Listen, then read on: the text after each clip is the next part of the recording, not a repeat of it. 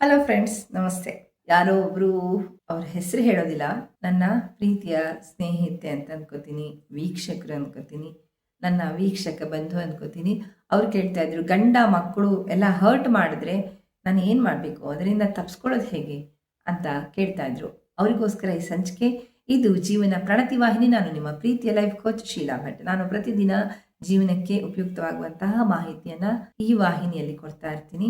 ಅದು ನಿಮಗೆ ಇಷ್ಟ ಆದಾಗ ಲೈಕ್ ಮಾಡಿ, ಬೇರೆಯವರಿಗೆ ಶೇರ್ ಮಾಡಿ, ವಾಹಿನಿಗೆ ತಪ್ಪದೆ ಸಬ್ಸ್ಕ್ರೈಬ್ ಮಾಡ್ಕೊಳ್ಳಿ.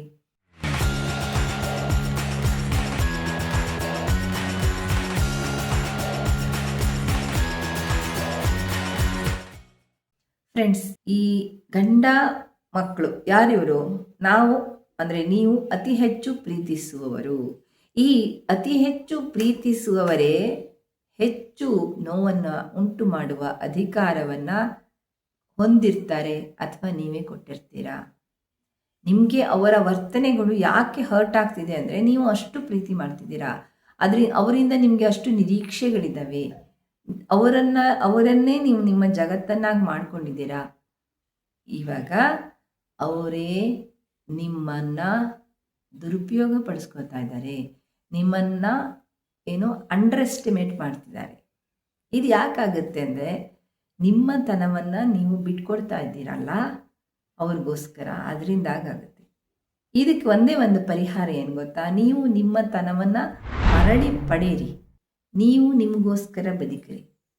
ನೀವು ನಿಮ್ಮ ಒಂದು ಒಂದು ಸಮಯ ಇದೆಯಲ್ಲ, ಆ ಸಮಯವನ್ನು ಸರಿಯಾಗಿ ವಿಂಗಡಣೆ ಮಾಡ್ಕೊಳ್ಳಿ. ಇದು ತುಂಬ ಸರಿ. ಈ ಗಂಡ ಮಕ್ಕಳು ಯಾಕೆ ಕಿರಿಕಿರಿ ಕೊಡ್ತಾರೆ ಅಂತಂದರೆ, ಒಂದು ನಾನು ನನ್ನ ಅನುಭವದಿಂದ ಹೇಳೋದಂದರೆ, ಅವರಿಗೆ ಕೊಡುವ ಸಮಯ ಇದೆಯಲ್ಲ ಅದು ಉತ್ಪಾದಕತೆಯಿಂದ ಕೂಡಿರದೆ ಹೋದಾಗ ಅವ್ರು ಹೆಚ್ಚು ಕಿರಿಕಿರಿ ಕೊಡ್ತಾರೆ. ಇದನ್ನು ನಾನು ನನ್ನ ತಂದೆ ತಾಯಿ, ನನ್ನ ಸುತ್ತಮುತ್ತಲು ಇರುವ ಗಂಡ ಹೆಂಡತಿ ಮಕ್ಕಳು, ನಮ್ಮ ಗಂಡ ಮತ್ತು ಮಗ ಇವರೆಲ್ಲರ ಜೊತೆ ಒಡನಾಡಿ ನಾನು ಕಂಡುಕೊಂಡಂತಹ ಸಮಸ್ಯೆ ಮತ್ತು ಪರಿಹಾರ. ಉದಾಹರಣೆಗೆ ನನ್ನದೇ ಒಂದು ಅನುಭವ ಹೇಳ್ತೀನಿ. ನನ್ನ ಮಗ ಒಂದು ಕೆಟ್ಟ ಮಾತನ್ನು ಯಾವಾಗೂ ಆಡ್ತಾ ಇದ್ದ. ಯಾಕೆ ಆಡ್ತಾ ಇದ್ದ ಅಂತ ಯೋಚನೆ ಮಾಡಿದಾಗ ಅರ್ಥ ಆಯಿತು. ನಾನು ನಮ್ಮ ಮನೆಯವರಿಬ್ಬರೂ ವರ್ಕೌಟ್ ಮಾಡಿ ಅದನ್ನು ಜಾರಿಗೆ ತಂದ್ವಿ. ಇವಾಗ ಆ ಪ್ರಾಬ್ಲಮ್ ಸಾರ್ಟ್ ಔಟ್ ಆಗಿದೆ. ಇಲ್ಲಾಂದರೆ ನಮಗೆ ತುಂಬ ಹಿಂಸೆ ಕೊಡ್ತಾರೆ. ಯಾಕೆ ಅಂದರೆ ನಾವು ಅವನಿಗೆ ಟೈಮ್ ಕೊಡ್ತಾ ಇರಲಿಲ್ಲ. ನಾವು ಕೆಲಸ ಮಾಡ್ತಿದ್ವಿ, ಓದಿಸ್ತಿದ್ವಿ, ಈ ಥರ ಮಾಡ್ತಿದ್ವಿ ಬಿಟ್ಟರೆ ಅವನಿಗೋಸ್ಕರ ಅವನು ಸ್ಕೂಲಿಂದ ಬಂದ ಅಥವಾ ಏನು ಮಾಡಿದ, ನಮ್ಮದೇ ಸಮಸ್ಯೆಗಳಿದ್ವಲ್ಲ ಅದರಲ್ಲಿ ಇನ್ವಾಲ್ವ್ ಆದಾಗ ಅವನಿಗೆ ಟೈಮ್ ಕೊಟ್ಟಿಲ್ಲ. ಅದಕ್ಕೆ ಅವನು ಬೇರೆ ಬೇರೆ ರೀತಿಯ ಹರ್ಟ್ ಮಾಡ್ತಾ ಇದ್ದ. ಅಂದರೆ ಓದದೇ ಇರೋದು, ಶಾಲೆಗೆ ಹೋಗದೇ ಇರೋದು, ಹೇಳಿದ ಮಾತು ಕೇಳದೇ ಇರೋದು, ಕೆಟ್ಟ ಮಾತಾಡೋದು, ಆಮೇಲೆ ನಿನ್ಗೇನು ಗೊತ್ತು, ನೀನು ಹಾಗೆ ಹೀಗೆ ಅಂತ ಹೇಳೋದು. ಒಟ್ಟಿನಲ್ಲಿ ಸಿಕ್ಕಾಪಟ್ಟೆ ಅದನ್ನು ಬೇರೆ ಬೇರೆ ರೀತಿಯಲ್ಲಿ ಹೇಳ್ತಾ ಇದ್ದೆ. ಯಾಕೆ ಹೇಳ್ತಾ ಇದ್ದ ಅಂತ ನಮ್ಗೆ ಗೊತ್ತಾಗ್ತಿರ್ಲಿಲ್ಲ. ಬಟ್ ನಾನು ಆ್ಯಸ್ ಎ ಇದಾಗಿ ಈ ಥರ ಟೈಮನ್ನು ಕೊಡೋದು ಅಂತ ಅಂದಾಗ ಅವನಿಗೆ ಒಂದು 5 ನಿಮಿಷ, ಉದಾಹರಣೆಗೆ ಶಾಲೆಗೆ ಬಿಟ್ಟು ಬಂದ ತಕ್ಷಣ ಮನೆ ಕರ್ಕೊಂಡು ಬರೋದು, ಅಥವಾ ಏನೋ ಅವನಿಗೋಸ್ಕರ ಟೈಮ್ ಸ್ಪೆಂಡ್ ಮಾಡಿದ್ದೀನಿ ಅಂತ ಅವನಿಗೆ ಅನಿಸೋದಕ್ಕೆ ಶುರುವಾಯಿತು.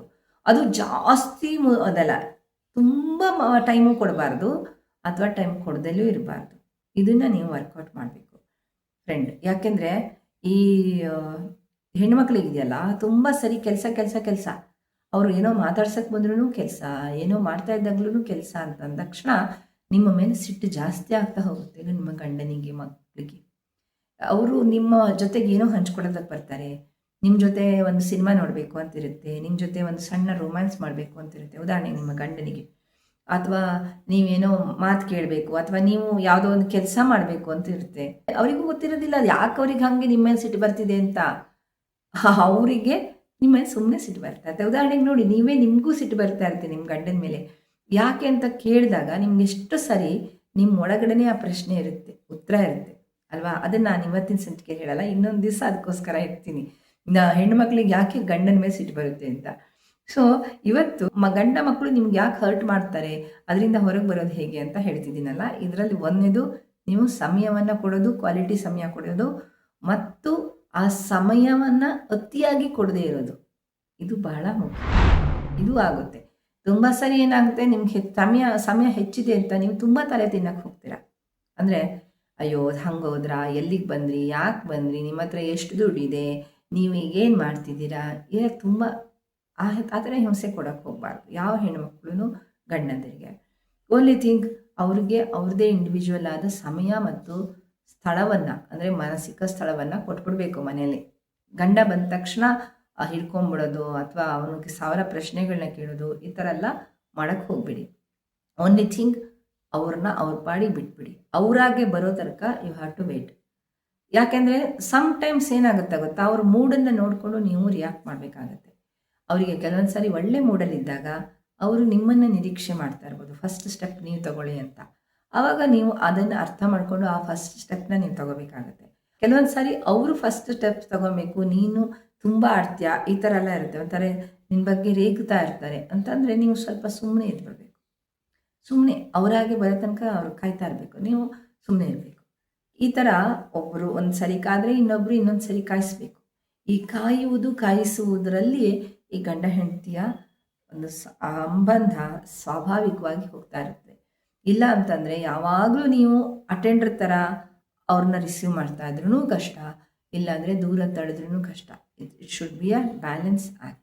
ಯಾವಾಗ ನಿಮ್ಮ ಗಂಡನ ಜೊತೆ, ಮಕ್ಕಳ ಜೊತೆ ಹೇಳಿದೆ ಅಲ್ವಾ, ಅವ್ರಿಗೋಸ್ಕರ ಟೈಮ್ ಕೊಡೋದು ಒಂದಾದರೆ, ಇನ್ನೊಂದು ಸಾರಿ ರಾತ್ರಿ ಮನಗುವಾಗಲೋ ಬೆಳಗ್ಗೆ ಎದ್ದೇಳುವಾಗಲೋ ಅವ್ರ ಮೂಡ್ ನೋಡಿಕೊಂಡು ನಿಮ್ಮ ಜೊತೆ ಟೈಮ್ ಸ್ಪೆಂಡ್ ಮಾಡ್ತಿರ್ತಾರಲ್ಲ, ಆವಾಗ ನೀವು ನಿಮ್ಮ ಕಷ್ಟ ಸುಖವನ್ನು ಅವ್ರ ಜೊತೆ ಹಂಚ್ಕೋಬೇಕು. ನಿಮಗೆ ಏನು ಕಷ್ಟ ಆಗುತ್ತೆ, ನಿಮ್ಗೊಂದು ಸಾರಿ ಮಂತ್ಲಿ ಕೋರ್ಸ್ ಆಗಿರುತ್ತೆ, ಅಥವಾ ಜ್ವರ ಬಂದಿರುತ್ತೆ, ಅಥವಾ ನಿಮ್ಗೊಂದು ಸಾರಿ ಮನಸ್ಸಿರಲ್ಲ, ಇನ್ಯಾರೋ ನಿಮ್ಮ ತವ್ರ ಮನೆಯಲ್ಲೋ ನಿಮ್ಮ ಸಂಬಂಧಿಕರಲ್ಲೋ ನಿಮ್ಗೆ ಹರ್ಟ್ ಆಗಿರುತ್ತೆ, ಯಾವಾಗ ನಿಮಗೆ ಕೇರ್ ಮಾಡೋದಕ್ಕಾಗಿರಲ್ಲ, ಈ ಥರದ್ದನ್ನೆಲ್ಲ ಅವ್ರ ಹತ್ರ ಹಂಚ್ಕೊಬೇಕು. ಮಕ್ಕಳು ಅಂದರೆ ಅವ್ರಿಗೆ ಏನೂ ಗೊತ್ತಿಲ್ಲ, ಅವ್ರು ನೀವು ಹೇಳ್ದಂಗೆ ಕೇಳ್ಕೊಂಡು ಬಿದ್ದಿರೋ ನಾಯಿ ಥರ ಟ್ರೀಟ್ ಮಾಡಬೇಡಿ. ಅವರು ಒಂದು ಮನುಷ್ಯರು, ಅವರಿಗೂ ಎಲ್ಲ ಗೊತ್ತಾಗುತ್ತೆ. ಆ ವ್ಯಕ್ತಿ, ಆ ಮಗುನು ಹೆಣ್ಣಿರಲಿ ಗಂಡಿರಲಿ, ಆ ವ್ಯಕ್ತಿಯನ್ನು ವಿಶ್ವಾಸಕ್ಕೆ ನೀವು ತೆಗೆದುಕೊಂಡು ಮಾತಾಡಿಸ್ತಾ ಬನ್ನಿ. ಈಗ ನಿಮ್ಗೆ ಹರ್ಟ್ ಆಗಿದೆ ಅಂತ ಹೇಳಿದ್ರಲ್ಲ ಗಂಡ ಮತ್ತು ಮಕ್ಕಳಿಂದ, ಆವಾಗ ಆ ಹರ್ಟನ್ನು ಅವ್ರಿಗೆ ಹೇಳಿ, ನೀವು ಈ ಥರ ಮಾಡಿದ್ರೆ ನನಗೆ ತುಂಬ ಹರ್ಟ್ ಆಗುತ್ತಪ್ಪ, ಯಾಕೆ ಈ ಥರ ಹರ್ಟ್ ಮಾಡ್ತೀರಾ, ಏನು ಸಮಸ್ಯೆ, ನನ್ನಿಂದ ಏನು ತಪ್ಪಾಗಿದೆ, ನೀವು ಈ ಥರ ಮಾಡಿದ್ರೆ ನನಗೂ ಹರ್ಟ್ ಆಗಲ್ವಾ, ನೀವು ಹೀಗೆ ಮಾಡಿದ್ರೆ ಹರ್ಟ್ ಆಗುತ್ತೆ, ನಾನು ಈ ಥರ ಮಾಡಿದ್ರೆ ನಿಮ್ಗೆ ಏನು ಮಾಡಿದ್ದಕ್ಕೆ ನಿಮ್ಗೆ ಹರ್ಟ್ ಆಗಿ ನೀವು ಈ ಥರ ಮಾಡ್ತಿದ್ದೀರಾ. ಈ ಥರ ಪರಸ್ಪರ ಮಾತುಕತೆ, ಸಂವಹನ ಇದು ಕೂಡ ಬಹಳ ಮುಖ್ಯ. ಇದನ್ನು ನೀವು ಮಾಡಿ ಮಕ್ಕಳ ಜೊತೆನೂ ಮತ್ತು ಗಂಡನ ಜೊತೆಗೇನು, ಆವಾಗ ಈ ಸಮಸ್ಯೆ ಸಂಪೂರ್ಣವಾಗಿ ಬಗೆಹರಿಯುತ್ತೆ. ತುಂಬ ಗಾಢವಾದ ಸಂಬಂಧ ಸ್ಥಾಪಿಸ್ಕೊಳ್ಳೋದಕ್ಕೆ ನಿಮ್ಮ ಕುಟುಂಬದಲ್ಲಿ ಈ ಮಾತುಗಳು ಸಾಧ್ಯ ಮಾಡ್ತವೆ. ಇದನ್ನು ನೆನ್ಪಿಟ್ಕೊಳ್ಳಿ, ಇದನ್ನು ಅಪ್ಲೈ ಮಾಡಿ ನೋಡಿ 1 by 1. ಆವಾಗ ನಿಮಗೆ ಜೀವನದ ಬದಲಾವಣೆ ನಿಮಗೆ ಗೊತ್ತಾಗುತ್ತೆ. ಮತ್ತು ಕಮೆಂಟಲ್ಲಿ ಬಂದು ಹೇಳಿ ಏನಾಯಿತು ಅಂತ. ಓಕೆನಾ? ಸಿಗ್ತೀನಿ ಮುಂದಿನ ಸಂಚಿಕೆಯಲ್ಲಿ ಇನ್ನಷ್ಟು ನಿಮ್ಮ ಪ್ರಶ್ನೆಗಳು ಉತ್ತರಗಳೊಂದಿಗೆ.